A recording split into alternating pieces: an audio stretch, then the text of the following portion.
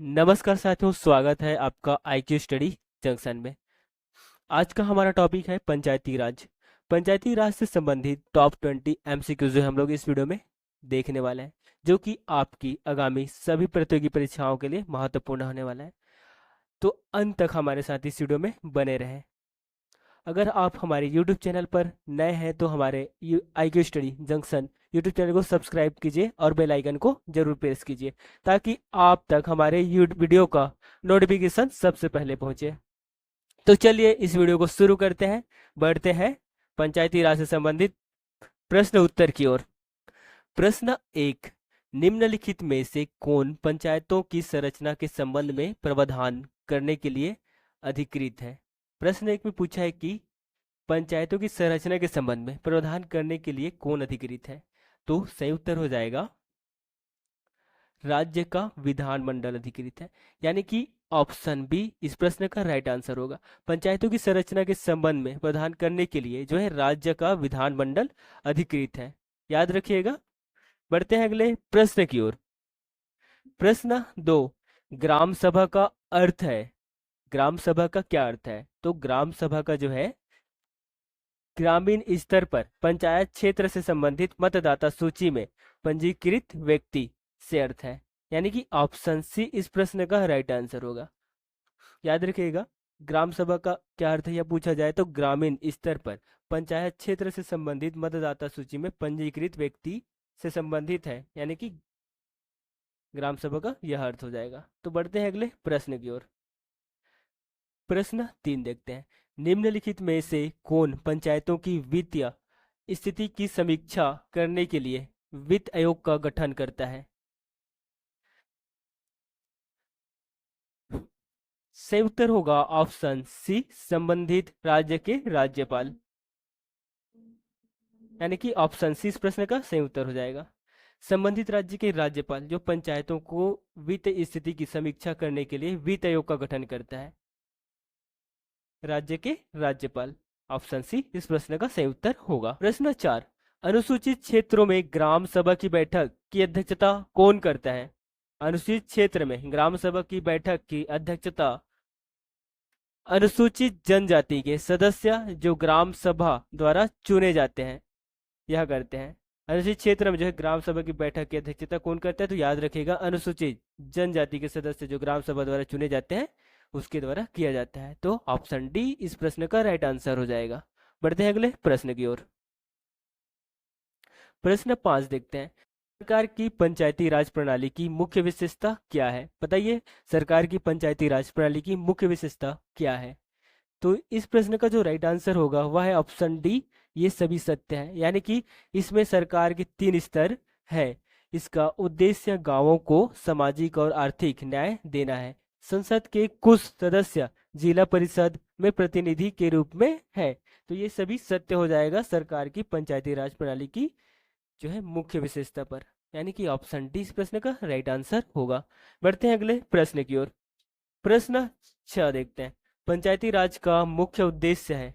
बताइए, पंचायती राज का मुख्य उद्देश्य क्या है? तो सही उत्तर होगा ग्रामीणों को शक्ति का विकेंद्रीकरण, यानी कि ऑप्शन सी इस प्रश्न का राइट आंसर हो जाएगा। पंचायती राज का मुख्य उद्देश्य क्या है? तो याद रखिएगा, ग्रामीणों को जो है ग्रामीणों को शक्ति का विकेंद्रीकरण करना जो है पंचायती राज का मुख्य उद्देश्य है। ठीक है। प्रश्न 7 देखते हैं। भारत में पंचायती राज का क्या मतलब है? तो बताइए, भारत में पंचायती राज का क्या मतलब है? तो इस प्रश्न का सही उत्तर हो जाएगा ऑप्शन डी, ये सभी, यानी कि शक्तियों का विकेंद्रीकरण, लोगों की भागीदारी, सामुदायिक विकास, ये सभी जो है भारत में पंचायती राज से मतलब है। शक्तियों का विकेंद्रीकरण, लोगों की भागीदारी, सामुदायिक विकास। तो इस प्रश्न का राइट आंसर क्या होगा? ऑप्शन डी हो जाएगा। प्रश्न 8, भारत में पंचायती राज के वास्तुकार के रूप में किसे माना जाता है? पंचायती राज के वास्तुकार कौन है भारत में, यह पूछा है। तो इस प्रश्न का राइट आंसर है बी आर मेहता, यानी कि बलवंत राय मेहता को जो है पंचायती राज के वास्तुकार के रूप में माना जाता है। किसे? याद रखिएगा, बी आर मेहता यानी कि बलवंत राय मेहता ऑप्शन सी इस प्रश्न का सही उत्तर हो जाएगा। प्रश्न 9, निम्नलिखित में से किस समिति ने पंचायती राज को संवैधानिक दर्जा देने की सिफारिश की थी?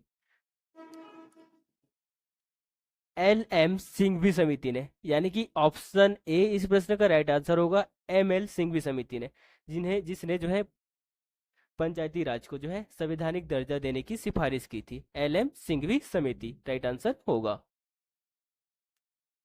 प्रश्न 10 देखते हैं। भारतीय संविधान का 73वां संशोधन क्या प्रदान करता है? भारतीय संविधान का जो है 73वां संविधान संशोधन क्या प्रदान करता है, यह पूछा है।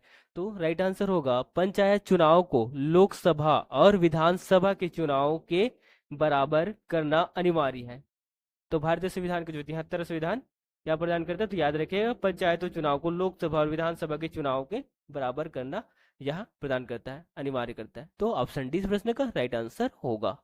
प्रश्न 11 देखते हैं। भारत में पंचायती राज व्यवस्था लाने के पीछे मुख्य उद्देश्य क्या था? भारत में पंचायती राज व्यवस्था लाने के पीछे मुख्य उद्देश्य क्या था? तो सही उत्तर हो जाएगा सामान्य लोगों के लिए राजनीतिक शक्ति का विकेंद्रीकरण करना, यानी कि ऑप्शन सी इस प्रश्न का राइट आंसर होगा। भारत में पंचायती राज व्यवस्था लाने के पीछे जो है सामान्य लोगों के लिए राजनीतिक शक्ति का विकेंद्रीकरण करना था। तो बढ़ते हैं अगले प्रश्न की ओर। प्रश्न 12 देखते हैं। संविधान के किस अनुच्छेद के अंतर्गत पंचायतों में अनुसूचित जातियों एवं जनजातियों के लिए सीटें आरक्षित हैं? तो 243 के घ में, यानी कि ऑप्शन ए इस प्रश्न का राइट आंसर हो जाएगा। संविधान के किस अनुच्छेद के अंतर पंचायतों में अनुसूचित जातियों एवं जनजातियों के लिए सीटें आरक्षित है? तो याद रखिएगा संविधान के अनुच्छेद 243 के घ में है। तो इस प्रश्न का सही उत्तर ऑप्शन ए हो जाएगा। नेक्स्ट क्वेश्चन की ओर बढ़ते हैं। प्रश्न 13, निम्न में से कौन पंचायती राज से संबंधित है? बलवंत राय मेहता समिति, यानी कि ऑप्शन सी इस प्रश्न का सही उत्तर हो जाएगा। बलवंत राय मेहता समिति जो पंचायती राज से संबंधित है। नेक्स्ट क्वेश्चन की ओर बढ़ते हैं। प्रश्न 14 देखते हैं। भारत में त्रिस्तरीय पंचायती राज प्रणाली का प्रस्ताव किसने किया था? भारत में जो है त्रिस्तरीय पंचायती राज प्रणाली का प्रस्ताव जो है बलवंत राय मेहता समिति ने किया था, यानी यानी कि ऑप्शन ए इस प्रश्न का राइट आंसर हो जाएगा। बलवंत राय मेहता समिति जिन्होंने भारत में जो है त्रिस्तरीय पंचायती राज प्रणाली का प्रस्ताव किया था। प्रश्न 15, भारतीय संविधान का कौन सा अनुच्छेद पंचायत से संबंधित है? तो बताइए भारतीय संविधान का कौन सा अनुच्छेद जो है पंचायत से संबंधित है? तो अनुच्छेद 40, अनुच्छेद 40 जो है पंचायत से संबंधित है, यानी कि पंचायती राज से संबंधित है। सही उत्तर होगा ऑप्शन बी इस प्रश्न का राइट आंसर हो जाएगा। प्रश्न 16 देखते हैं। अक्टूबर 1959 में पंचायती राज भारत में सर्वप्रथम आरंभ किया गया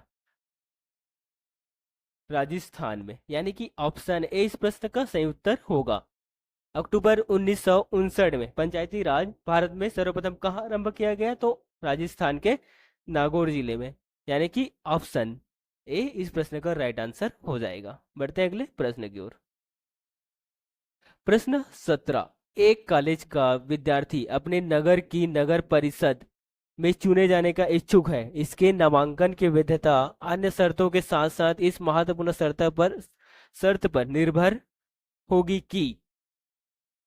तो सही उत्तर हो जाएगा ऑप्शन सी, उसका नाम मतदाता सूची में सम्मिलित हो। एक कॉलेज का विद्यार्थी अपने नगर की नगर परिषद में चुने जाने का इच्छुक है, इसके नामांकन की वैधता जो है उसका नाम मतदाता सूची में सम्मिलित हो, तो इस महत्वपूर्ण शर्त पर निर्भर होगी, यानी कि ऑप्शन सी इस प्रश्न का राइट आंसर हो जाना होगा। बढ़ते हैं अगले प्रश्न की ओर। प्रश्न 18, यदि पंचायत भंग होती है तो किस अवधि के अंदर निर्वाचन होंगे? यदि पंचायत भंग होती है तो 6 माह के अवधि के अंदर निर्वाचन होंगे, तो ऑप्शन सी इस प्रश्न का सही उत्तर होगा 6 माह। नेक्स्ट क्वेश्चन की ओर चलते हैं। प्रश्न 19 देखते हैं। प्रत्येक पंचायत का कार्यकाल 5 वर्ष का होगा। प्रत्येक पंचायत का कार्यकाल 5 वर्ष का होगा। सही उत्तर होगा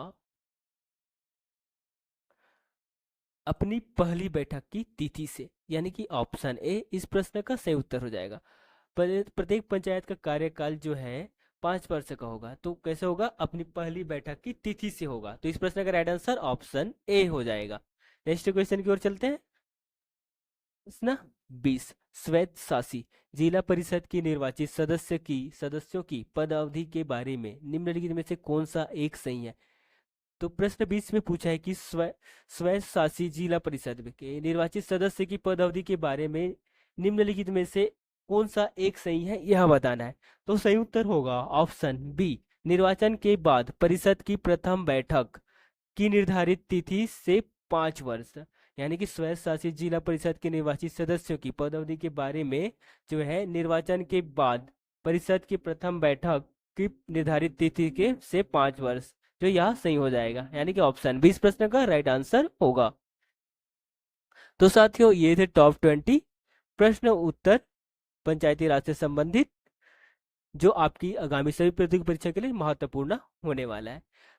तो साथियों, अगर आपको यह वीडियो पसंद आया तो हमारे इस वीडियो को लाइक, शेयर और हमारे YouTube channel IQ study junction को सब्सक्राइब जरूर कीजिएगा। मिलते हैं नेक्स्ट वीडियो में, तब तक के लिए जय हिंद, जय भारत।